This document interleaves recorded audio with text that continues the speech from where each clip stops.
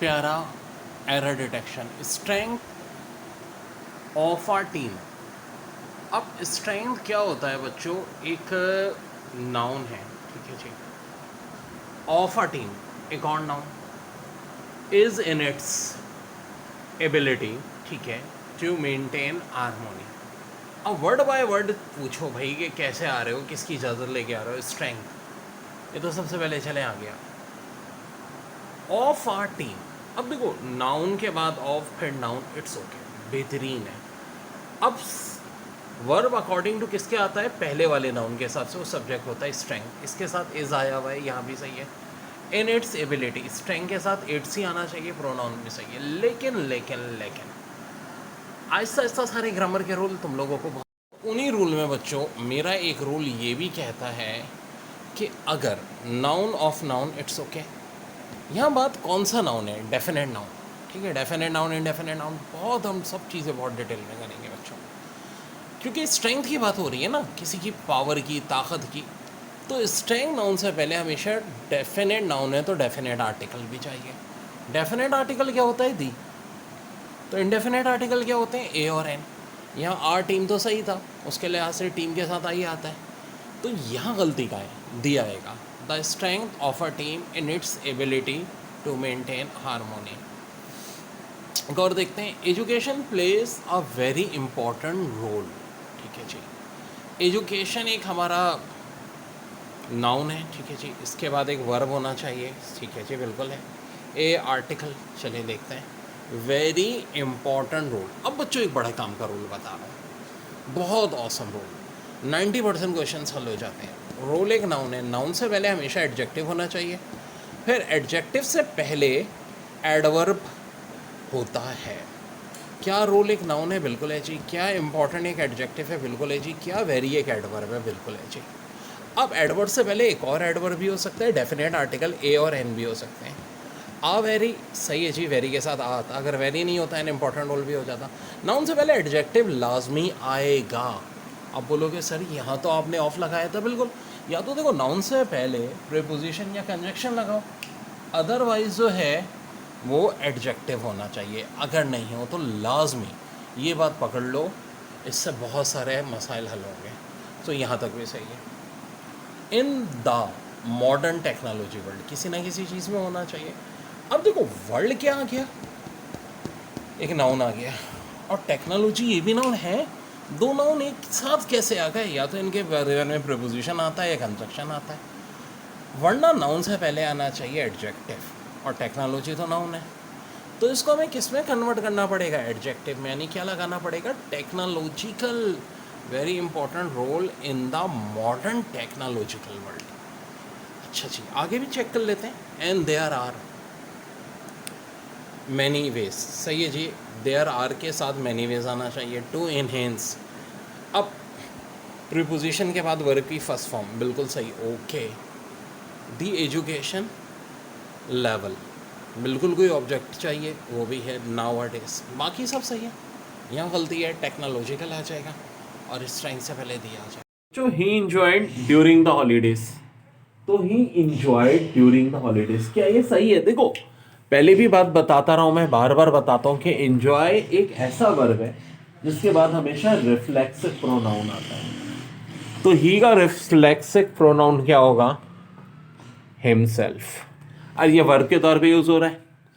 None of the boys had learn their lesson, तो देखो none of the boys, none of the boys का मतलब होगा singular, तो सिंगुलर है तो फिर यहां पे देयर कैसे होगा, his lesson.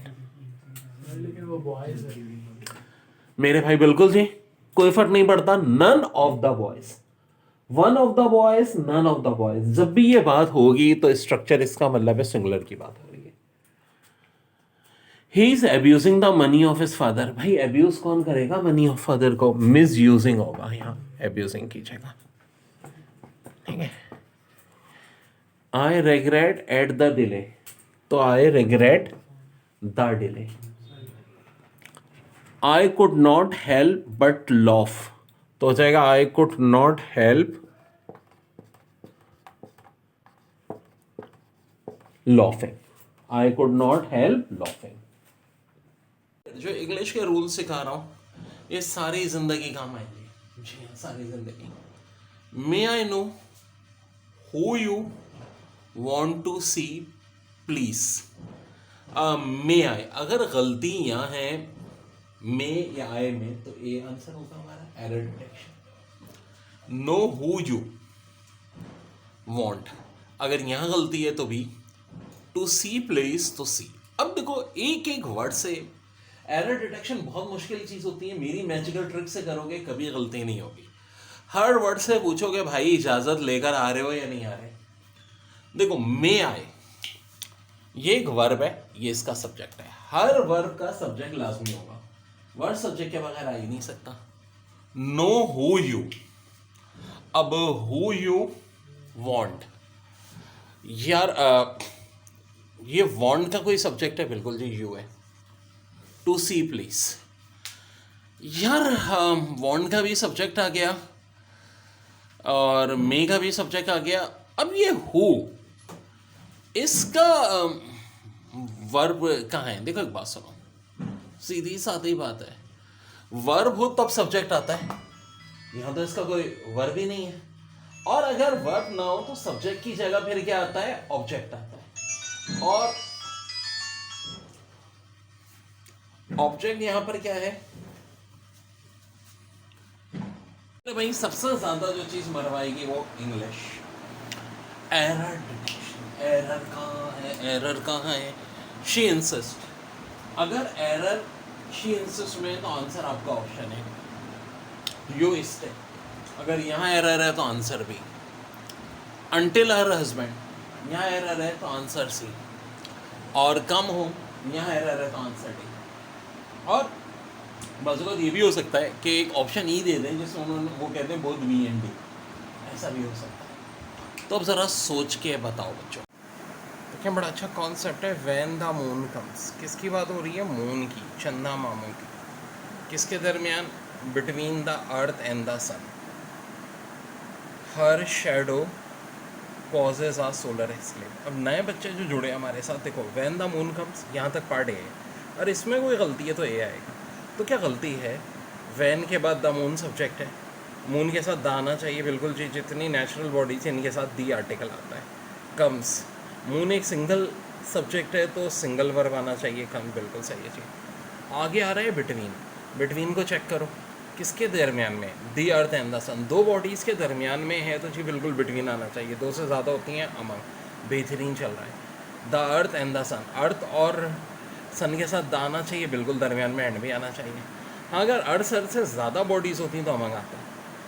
Her shadows causes a solar एस्क्लिप, किसका साया?